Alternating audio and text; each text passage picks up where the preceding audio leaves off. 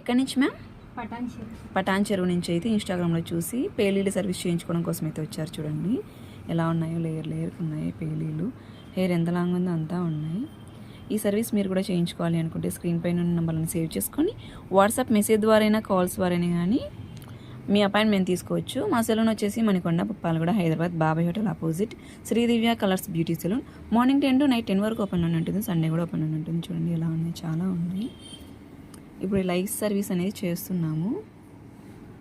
చూడండి ఎలా ఉన్నాయో, చాలా ఉన్నాయి.